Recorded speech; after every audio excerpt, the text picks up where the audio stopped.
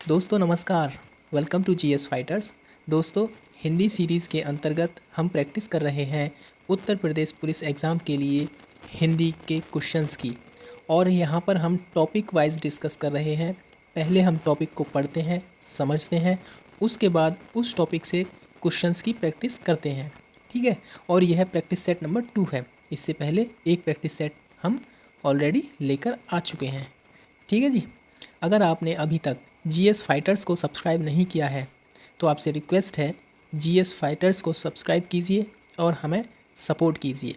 Okay, चलिए practice set number 2 Hindi series का शुरू करते हैं। हिंदी वर्णमाला। देखिए, यूपी पुलिस का जो सिलेबस है उसमें दूसरा ही टॉपिक दे रखा है हिंदी के अंतर्गत, वर्णमाला वाला चैप्टर जो है। ठीक है, तो इसको पढ़ना ज़रूरी है। यहाँ से आपको एक या दो क्वेश्चन, एटलीस्ट 1 क्वेश्चन तो देखने को यहाँ से मिलेगा ही 100% हिंदी वर्णमाला से। ठीक है जी, चलो ये पढ़ लेते हैं एक बार। देखो, हिंदी वर्णमाला जो होती है ना, उसको हम डिवाइड करके रखते हैं 2 पार्ट्स में। एक होता है स्वर, दूसरा होता है व्यंजन। व्यंजन्स की जो संख्या होती है आपको पता होगा, टोटल व्यंजन होते हैं 41। ठीक है, और स्वर कितने होते हैं? स्वर होते हैं 11। ओके, स्वर को भी फिर डिवाइड किया गया है ह्रस्व या मूल स्वर में और दीर्घ स्वर में। ठीक है, तो ह्रस्व स्वरों की संख्या होती है 4 और दीर्घ स्वर होते हैं 7। ये लिखे हुए हैं, आप इनको पढ़ लीजिए एक बार। व्यंजन, व्यंजन को भी हम डिवाइड करते हैं 5 पार्ट्स में, जैसे स्पर्श व्यंजन, अंतस्थ व्यंजन, ऊष्म व्यंजन, आगत व्यंजन और संयुक्त व्यंजन। और ये रहे उनके अंतर्गत आने वाले वर्ण। ठीक है, जैसे संयुक्त व्यंजन में कौन कौन से होते हैं? छ, क्षत्रिय जो होता है वो वाला, त, त्रिशूल, गज्ञानी और श्र। ठीक है, इनको आप ध्यान रखिए। आगत व्यंजन में 2 वर्ण होते हैं, ज और फ। ऐसे ही ऊष्म व्यंजन में 4 होते हैं, अंतस्थ में 4 होते हैं और स्पर्शी व्यंजन होते हैं 27। ठीक है, क से लेकर प वर्ग तक के प्लस ड़ और ढ। ठीक है, वैसे इनको उत्क्षिप्त व्यंजन भी बोलते हैं। चलिए आगे देखते हैं इनको। देखिए, हमने आपको क्या किया है कि सबसे ज़्यादा सिंपल तरीके में आपको समझाने की कोशिश की है। आप बस आपको एक काम करना है, इसकी ना PDF निकलवा लीजिए। PDF निकलवाने के बाद आप इसको 1-2 बार और देख लीजिए अपने तरीके से। ठीक है, और PDF के लिए आपको हमारे टेलीग्राम चैनल से ज्वाइन होना होगा। टेलीग्राम चैनल का लिंक इस वीडियो के डिस्क्रिप्शन में आपको मिल जाएगा। ठीक है जी। चलिए, हिंदी वर्णमाला के 11 स्वर होते हैं, आपको भी पता है। 11 स्वर होते हैं, 41 व्यंजन होते हैं, यानी टोटल वर्ण होते हैं 52। ठीक है, मूल स्वर या ह्रस्व स्वर की संख्या होती है 4, ये लिखे हुए हैं। दीर्घ स्वरों की संख्या होती है 7। ठीक है, संयुक्त स्वर होते हैं 4। आगत स्वर केवल 1 होता है। अग्र स्वर, मध्य स्वर और पश्च स्वर, इनके लिए देखो एक चीज़ है, आप प्रैक्टिकल करके देख लीजिए। सपोज दैट ये आपकी जीवा है, जीवा मतलब टंग, जीव जिसे बोलते हैं। ठीक है, ये आपकी जीवा है। अब आप खुद ही बोल कर देखिए, अग्र स्वर यानी जीव के अगले हिस्से से बोले जाने वाले स्वर, जैसे ई, बड़ी ई, ए, यानी ये यहाँ से बोले जाते हैं। ए जीव का आगे वाला जो हिस्सा होता है ना, उसका इस्तेमाल करके बोले जाते हैं। और जो मध्य स्वर होता है वो यहाँ से बोला जाता है, यानी अ जो होता है ना, इसका साउंड ना तो जीव के अंदर से निकलता है यानी कंठ से निकलता है, और ना ही जीवा के अगले हिस्से से इसका इस्तेमाल होता है, यानी ये मध्य स्वर से निकलता है। मध्य स्वर इसीलिए बोला गया है इसको, जीवा के मध्य से निकलता है। ठीक है, पश्च स्वर के अंतर्गत ये वाले आते हैं, कितने हैं? 6। बड़ा अ, छोटा ऊ, बड़ा ऊ, और छोटा ओ, बड़ा ओ और अ, इसको अ बोलेंगे। ठीक है, स्पर्श व्यंजनों की संख्या होती है 25। अभी हमने बताया क वर्ग से प वर्ग तक, इसको हम अगली स्लाइड में देखते हैं, बहुत अच्छे से समझ में आ जाएगा। स्पर्श व्यंजन 25 होते हैं। मूल व्यंजन होते हैं 33। ठीक है, उत्क्षिप्त व्यंजन होते हैं 2। कौन कौन से? ड़ और ढ। ठीक है जी। चलिए, अंत्यस्थ व्यंजनों की संख्या होती है 4, य, र, ल, व। ऊष्म व्यंजनों की संख्या 4 होती है, सीटी वाला श, षटकोण वाला स, सिंपल वाला स और ह हल जिसे बोलते हैं। आगत व्यंजन होते हैं केवल 2, ज और फ। संयुक्त व्यंजन होते हैं 4। ठीक है, यानी ये किसी ना किसी को जोड़कर बनाए जाते हैं, और हम इनको अगली स्लाइड में देखते हैं। जैसे एग्जाम्पल के लिए मैं बता दूं आपको, जैसे छ क्षत्रिय है, छ क्षत्रिय जो बनता है ना, वो क और षटकोण वाला स होता है, उसको मिलाकर बनता है। चलिए इनके बारे में हम आगे डिस्कस करेंगे। ठीक है, और अनुस्वार ये होता है, इसको भी ध्यान रखिए, और अनुनासिक इसको बोलते हैं, और विसर्ग बोलते हैं इसको। ओके, चलिए देखिए, हमने अभी आपको बताया स्पर्श व्यंजनों की संख्या होती है 25, और ये रहे आपके स्पर्श व्यंजन, ठीक है, ये वाले, ठीक है। और आपको मैं एक चीज़ बता दूं, इसको हमने डिवाइड किया है 5 वर्ग में। आप उसकी एक ट्रिक है, क च ट त प, इसको आप याद रखिए। क च ट त प, ये वर्ण के प्रत्येक वर्ग के पहले पहले वर्ण हैं, ठीक है। उन्हीं के हिसाब से इस ट्रिक को आप याद रखिए, क च ट त प, क च ट त प, ठीक है। और इसमें वर्णों की संख्या है, टोटल जो वर्ण है 25 हैं, ठीक है। आप इनको काउंट कर लीजिए, 5 ये रहे, 5 5 करके ये, ठीक। और अभी ये क्या है, ये अभी हमने आपको बताया कि ये जो है ना ड और ढ, ये तो है उच्छिप्त व्यंजन, ये वाले, ठीक है। और ये वाले कौन से हैं, आगत व्यंजन, इनको भी इसी में काउंट कर लेते हैं, ठीक है। चलिए, अघोष व्यंजन किसे कहते हैं? देखो, अघोष व्यंजन प्रत्येक वर्ग के पहले और दूसरे वर्ण, यानी कि एक सेकेंड में इसको इरेज कर दूँ। अघोष व्यंजन कहते हैं उसको प्रत्येक वर्ग के पहला और दूसरा वर्ण, यानी प्रत्येक वर्ग का पहला और दूसरा वर्ण, यानी ये वाले, एक सेकेंड, ये वाले जो है ना, पहला और दूसरा वर्ण, ठीक है, इनको बोलेंगे अघोष व्यंजन। इनके अलावा इनको भी अघोष व्यंजन बोलते हैं, ठीक है। फॉफल, शीटी वाला से, षटकोण वाला से और सिंपल वाला से, ये भी इसी में काउंट होते हैं, ठीक है।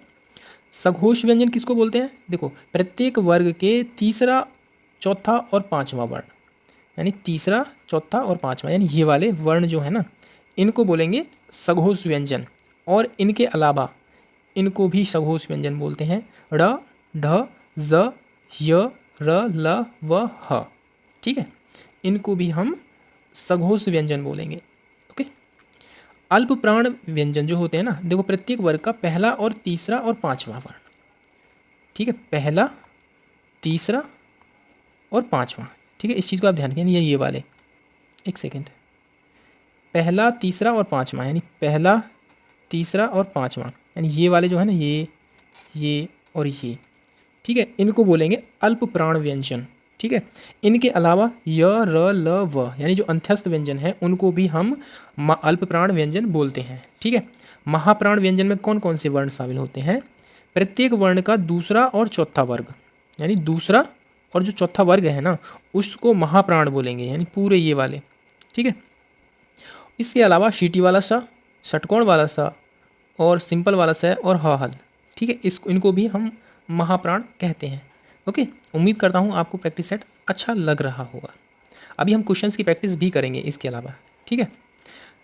कुछ महत्वपूर्ण बिंदु हैं, इनको भी आप ध्यान रखिए। जैसे कंठ व्यंजन कौन कौन से होते हैं? छोटा आ, बड़ा आ और अह, क, ख, ग, घ, अण और ह, ये होते हैं कंठ व्यंजन।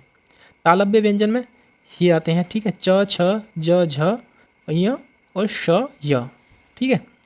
मूर्धन्य व्यंजन में आपको पता होगा, ये देखिए, इनको आप अपना एक दो बार पढ़ लीजिए इनको, ठीक है। मूर्धन, इनको ना बोल के पढ़िए आप इनको, इसकी एक ट्रिक भी होती है, KTM, DO, इस तरीके से आप इसको ध्यान रख सकते हैं, KTM, DO, ठीक है। इसको आप ऐसे याद रखिए, KTM, DO, यानी कि कंठ, तालव्य, मूर्धन्य, दंत्य और ओष्ठ, यानी होठ, यानी ओष्ठ से जो निकलता है ना, जैसे प, फ, ब, भ, म, ये हो गए ओष्ठ है, ठीक है। दंत्य में जो दांतों का भी यूज़ किया जाता है जिन शब्दों को बोलने में, आप प्रैक्टिकली बोल के देखिए इनको, ठीक है, तब अच्छे से आप इनको याद रख पाओगे।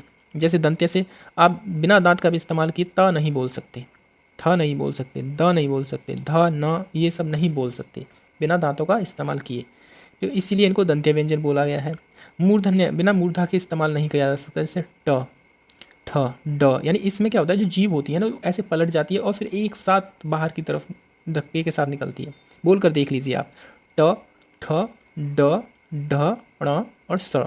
सीटी वाला, षटकोण वाला सा होता है ना, उसमें भी जीभ अंदर की तरफ मुड़ती है पहले, फिर बाहर की तरफ आती है एक साथ, ठीक है। चलिए आगे बढ़ें। अब कुछ हमने फैक्ट और लिखे हैं इनके हिंदी वर्णमाला के बारे में, उनको भी पढ़ना बहुत ज़रूरी है और यहाँ से प्रश्न बन सकता है। वह छोटी से छोटी ध्वनि जिसके टुकड़े नहीं किए जा सकते हों, उसको वर्ण बोलते हैं, ठीक है जी, उसको वर्ण बोलते हैं। उच्चारण के आधार पर वर्ण के भेद होते हैं 2, इसको भी आप ध्यान रखना। जिन वर्णों के उच्चारण में दूसरे वर्णों की सहायता की आवश्यकता नहीं होती है उन्हें स्वर वर्ण बोलते हैं। ठीक है, लेकिन व्यंजन जो होते हैं ना वो बिना स्वर के बोले ही नहीं जा सकते, इस चीज़ को भी आप ध्यान रखना। और जिन वर्णों के उच्चारण के समय दूसरे वर्णों की आवश्यकता नहीं होती उनको स्वर बोलते हैं, यानी कि जो व्यंजन होते हैं वो बिना स्वर के नहीं बोले जाएंगे। ओके, दीर्घ स्वरों की संख्या होती है 7। अभी हमने आपको बताया, जैसे बड़ा आ, बड़ी ई, बड़ा ऊ, छोटी ए, बड़ी ए, छोटा ओ और बड़ा ओ। ठीक है, किसी स्वर में लगने वाले समय को मात्रा कहते हैं, इसको भी आप ध्यान रखना। एक होते हैं प्लुत स्वर, हम उधर नहीं पढ़े, अब हम पढ़ते हैं। देखो, हम बहुत से शब्द ऐसे बोलते हैं जिसमें कि जो अंतिम वर्ण होता है ना वो बहुत लंबा खिंच जाता है, जैसे इसमें बोला गया है मम्मी। अब जो लास्ट वाला ई है ना, मम्मी ई वाला जो है ये बहुत लंबा खिंच गया है ना, जैसे ओम, लास्ट में जो म आ रहा है वो ओम में वो बहुत लंबा खिंच जाता है, तो इनको बोलते हैं ना प्लुत स्वर बोलते हैं इनको। ठीक है, इनको याद रखना आप। अभी हम पिछली स्लाइड में पढ़ चुके हैं कि जो संयुक्त व्यंजन होते हैं वो होते हैं 4, एक क्षत्रिय, एक त त्रिशूल और एक गज्ञानी और एक श्र। ठीक है, तो क्षत्रिय जो होता है ना वो क और षटकोण वाला स को मिलाकर बनता है, त त्रिशूल बनता है त और र को मिलाकर, और जो ज्ञानी होता है उसको मिलाकर बनता है किस किस को, एक तो ज होता है प्लस साथ में जो यहाँ होता है ना अण खाली वाला, ये वाला। ठीक है, इसको मिलाकर बनता है। एक्चुअली ये लिखा नहीं जा रहा था तो हमने इसको ऐसे कर दिया। ठीक है, इसको अब इरेज कर दीजिए यहाँ पे, तो ये वाला है। ठीक है, इसको मिलाकर बनते हैं ये गज्ञानी, इन दोनों को मिलाकर। ठीक है, श जो होता है वो सीटी वाला स और र को मिलाकर बनता है। और अंत्यस्थ व्यंजन या अर्धस्वर जिन्हें बोलते हैं वो ये होते हैं य, र, ल, व। ठीक है, चलिए अब हिंदी वर्णमाला से हम कुछ क्वेश्चंस की प्रैक्टिस कर लेते हैं। और पहला प्रश्न है, कौन सा मूल दीर्घ स्वर नहीं है? ये क्वेश्चन आपको बताएगा कि आपने कितना पढ़ा है ध्यान से। ठीक है, देखो मूल दीर्घ स्वरों की संख्या होती है 7। ठीक है, एक सेकेंड, मूल दीर्घ स्वरों की जो संख्या होती है ना वो होती है 7। अब मैं उनके नाम बोल रहा हूँ, आप चाहो तो लिख सकते हो फिर से, वरना स्लाइड में आपको मिल जाएगा पहले ही। देखो मूल दीर्घ स्वर कौन से होते हैं, एक होता है बड़ा आ। ठीक है, देखो इनमें से कोई भी सा भी आंसर नहीं है, लेकिन फिर भी मैं आपको साथ के साथ दीर्घ मूल स्वर बता रहा हूँ। ठीक है, बड़ा आ, बड़ी ई और बड़ा ऊ, छोटी ओ, छोटा ओ, बड़ा ओ और छोटी ए, बड़ी ए, ये होते हैं 7 दीर्घ स्वर। ओके, इनको ध्यान रखिए। तो इनमें से कोई नहीं, आप एक और ऑप्शन बना लीजिए। ठीक है, ई वाला, इनमें से कोई नहीं। मात्रा के आधार पर स्वर कितने प्रकार के होते हैं? मात्रा के आधार पर स्वर कितने प्रकार के होते हैं? अब आप बताइए अपना ऑप्शन। देखो मात्रा के आधार पर स्वर होते हैं 3 प्रकार के। कौन कौन से? एक तो हिरस्व स्वर होता है जिसे मूल स्वर बोलते हैं, एक होता है दीर्घ स्वर। हिरस्व स्वर की संख्या होती है 4। ठीक है, और जो दीर्घ स्वर होते हैं उनकी संख्या होती है 7, जैसा कि पहले क्वेश्चन में है। और एक और होता है, कौन सा होता है? प्लुत स्वर। ठीक है, जिनमें अभी बताया ना एक अंतिम जो वर्ण होता है वो बहुत लंबा खिंच जाता है, जैसे आप मम्मी बोलिए, मम्मी, ई जो लास्ट वाला है ना वो बहुत लंबा खिंच जाता है, उन्हीं को बोलते हैं प्लुत स्वर। ओके, तीसरा प्रश्न है, आपको बताना है निम्नलिखित में से अल्प प्राण व्यंजन कौन से हैं? देखो अल्प प्राण व्यंजन वे होते हैं जो कि वर्ण के पहले, तीसरे और पाँचवें, पहले, तीसरे और पाँचवें वर्ण होते हैं ना, वही होते हैं अल्प प्राण व्यंजन। ठीक है, तो इस प्रश्न का सही उत्तर है ऑप्शन नंबर ये बी वाला। यानी आप देख लीजिए क वर्ग के ये दे रखे हैं, व्यंजन दे रखे हैं, तो क, ख, ग आ रहा है तीसरे नंबर पे, जबकि ख दूसरे नंबर पे आ रहा है और घ आ रहा है चौथे नंबर पे। ठीक है, और ये आ रहा है दूसरे नंबर पे ट, ठ, या ट वर्ण का दे रखा है इधर। तो इस प्रश्न का सही उत्तर है ऑप्शन नंबर बी। ऊष्म व्यंजन यानी कि ऐसे व्यंजन जिनको बोलते समय ज़्यादा ऊष्मा निकलती है, ज़्यादा हवा निकलती हो जीवा से। अब आप इनको बोल कर देख लीजिए किससे ज़्यादा हवा निकल रही है, मुंह से। ठीक है, तो इस प्रश्न का सही उत्तर है ऑप्शन नंबर 1, ह बोलोगे तो ज़्यादा ऊष्मा निकलेगी, ज़्यादा हवा निकलेगी मुंह से। ठीक है, ल, म, ज इनसे तो बहुत कम निकलती। ठीक है, 5वां प्रश्न है, आपको बताना है सघोष वर्ण कौन सा है? सघोष वर्ण कौन सा है? देखो सघोष वर्ण होते हैं वर्ण, प्रत्येक वर्ण के तीसरा, चौथा और पांचवा जो वर्ण होता है ना प्रत्येक वर्ग का, उनको बोलते हैं क्या? सघोष व्यंजन। ठीक है, और साथ में य, र, ल, व और ह प्लस ड और ढ प्लस और ज, इनको बोलेंगे हम सघोष वर्ण व्यंजन। ठीक है, इनको ध्यान रखना। तो इस प्रश्न का सही उत्तर है ऑप्शन नंबर सी, ओके। 6वां प्रश्न है व व्यंजन है। जो व व्यंजन है वो कैसा है? देखो व है अंत्यस्थ व्यंजन, इस चीज़ को आप ध्यान रखना। अंत्यस्थ व्यंजन होते हैं 4, य, र, ल और व। ओके। 7वां प्रश्न है आपको बताना है प, फ, ब, भ और म डैश डैश डैश व्यंजन होते हैं। कौन से होते हैं ये? आप इनको बोलकर देख लीजिए एक बार मुंह से, आपको सब पता चल जाएगा। प यानी होठ का इस्तेमाल हो रहा है, फ होठों का इस्तेमाल हो रहा है, ब इनमें भी होठों का इस्तेमाल हो रहा है यानी ओस्ट है। ठीक है, इस चीज़ को भी आप ध्यान रखिए। Option number C is the right answer.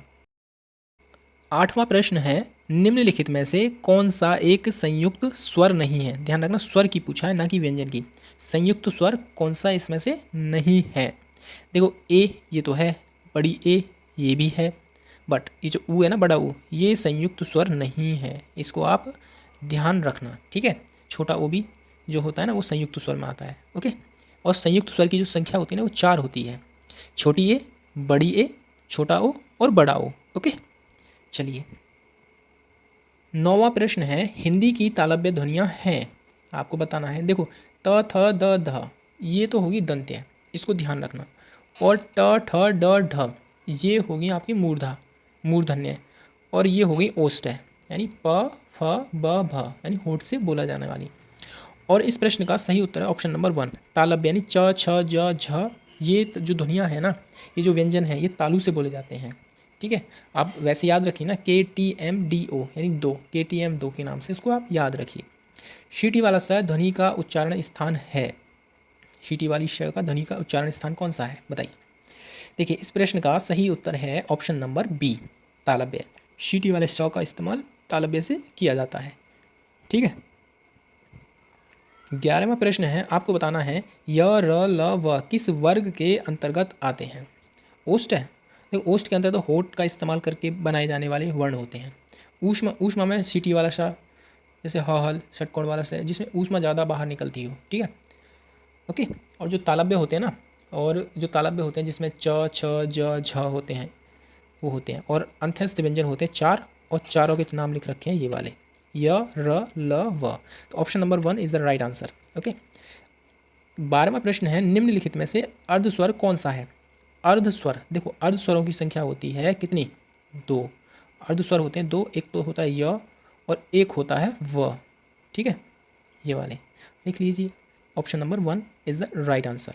Okay, चलिए तो ये था हमारा वर्णमाला से रिलेटेड चैप्टर और उससे रिलेटेड कुछ क्वेश्चंस। अगर वीडियो पसंद आया है तो चैनल को सब्सक्राइब कीजिए, वीडियो को लाइक और शेयर भी कीजिए। ओके, PDF के लिए आपको टेलीग्राम चैनल से जुड़ना होगा। टेलीग्राम चैनल का लिंक वीडियो के डिस्क्रिप्शन में है। और प्लीज़ एक वीडियो को लाइक तो ज़रूर कर ही दीजिए। ओके, चलिए फ़िलहाल इस वीडियो में इतना ही। Thank you very much.